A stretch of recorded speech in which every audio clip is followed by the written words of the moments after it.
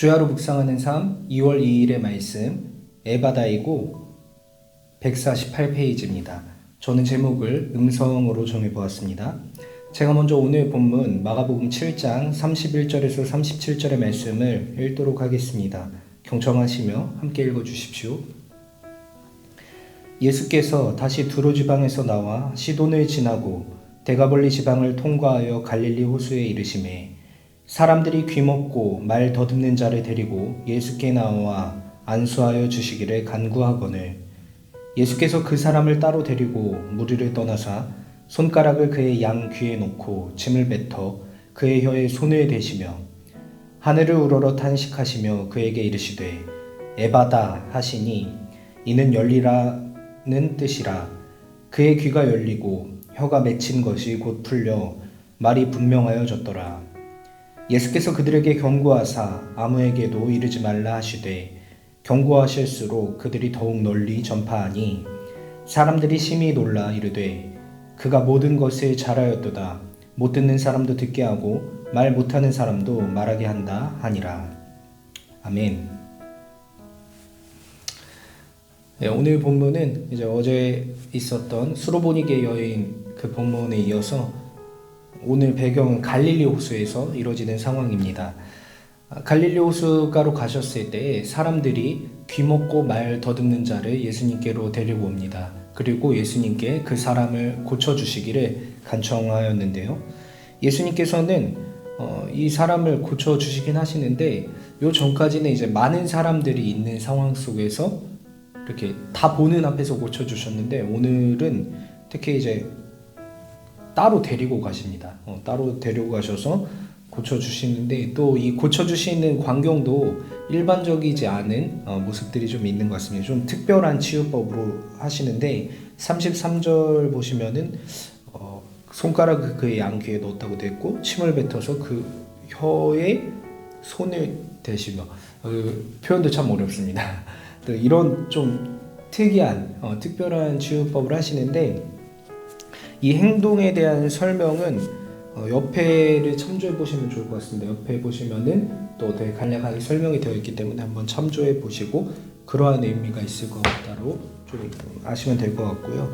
그래서 예수님께서 이러한 특별한 치료법을 해 주셨을 때 이 병자가 나음을 입고 예수님께서 오늘은 또 비밀로 하라고 하셨는데 또 사람들이 말을 듣지 않고 예수님의 이름이 더욱더 널리 전파되어지는 상황이 오늘 본문이었습니다.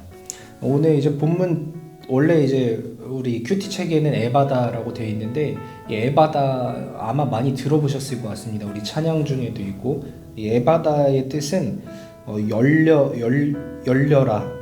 열려라라는 뜻이고요. 열리라라는 뜻이고요. 유대인의 모국어인 아람어입니다. 아람어. 히브리어, 아람어, 헬라어 헷갈리시죠? 나중에 한번 설명을 드릴 건데 어쨌든 예수님께서 유대인 언어인 아람어로 열려라라고 이야기를 하셨고 오늘 기적이 일어나는 것을 볼 수 있었습니다. 저는 오늘 본문을 정리해 보면서 제목처럼 음성이라고 생각을 해보았습니다. 그러니까 치유 현장은 굉장히 다양하죠.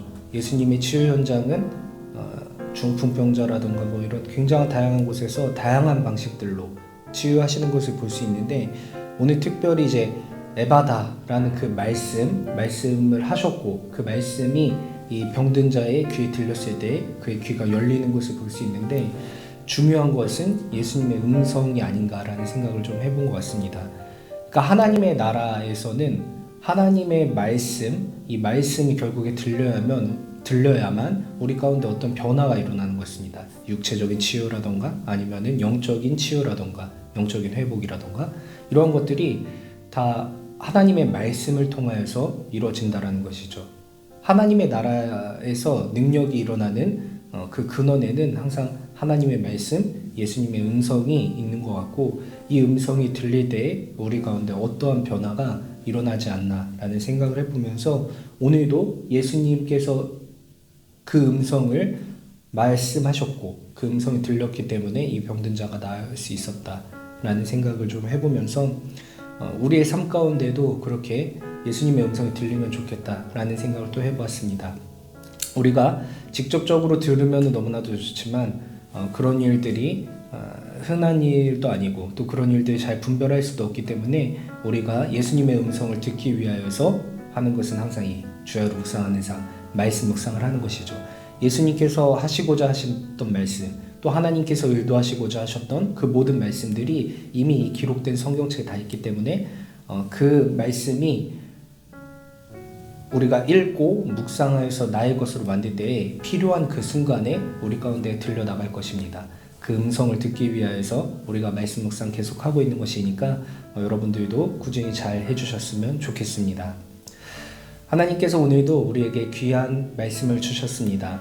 오늘 본문 잘 묵상해 보시고 또 잘 연구하고 적용하셔서 오늘 하루도 하나님의 말씀 가운데 의미 있는 하루를 살아가시는 우리 청년부 되시길 소망합니다.